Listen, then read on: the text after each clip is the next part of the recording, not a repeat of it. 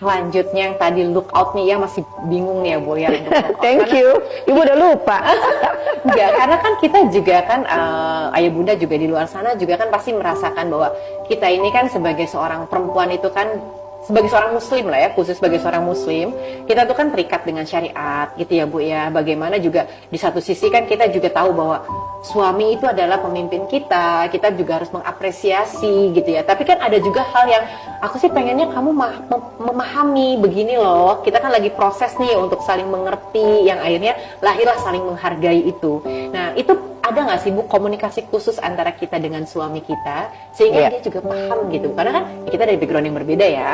Iya Sunda, udah orang Padang. Nah itu kan wolf-nya aja sudah berbeda tuh Bu. Betul. Semua kita begitu. Jadi itu nggak ada kalau nggak diadain.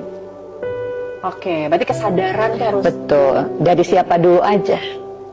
Ya, dari siapa dulu. Misalnya gini, kita yang banyak di rumah, mungkin kita lebih banyak merenung. Nah, jadi kita bisa melihat harusnya gitu. Kenapa jadi begini ya? Berarti istri nih. Ya, kenapa gitu begini? Nah, kita ini harus sadar benar bahwa kita menjadi seperti ini adalah sebuah proses pengasuhan. Nah, disinilah yang kita jarang mundur ke titik itu. Kalaupun kita mundur, mungkin kita nggak serius ngulikinnya. Ya, jadi dulu gimana ya dia dibesarkan.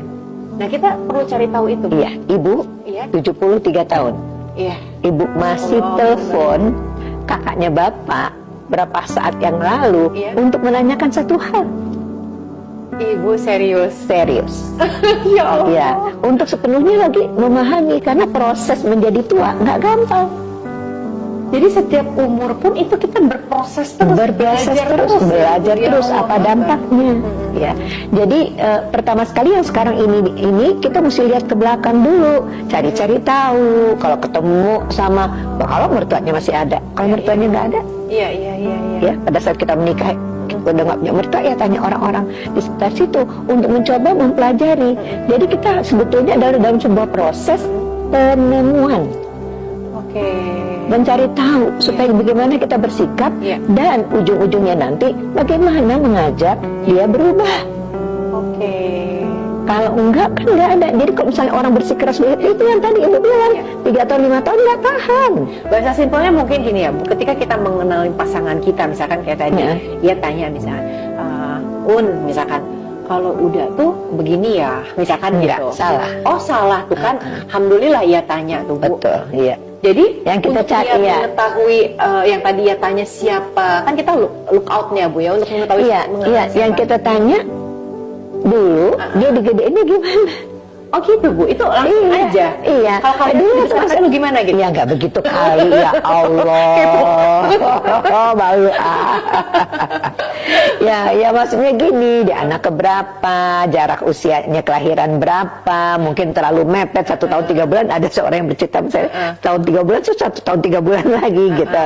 Nah, berarti ini ASInya aja nggak cukup, karena perintah Allah susukan anakmu itu perintah 23 bulan ya. Iya.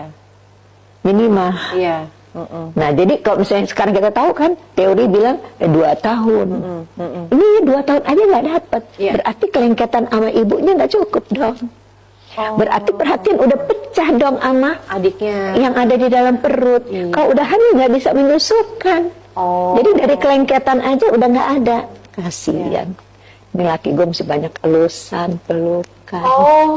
Paham insya Allah. Gitu. Iya. Jadi gitu. kenapa suami aku tuh kaku misalkan gitu? Ternyata dengan lari ke belakang gitu tadi.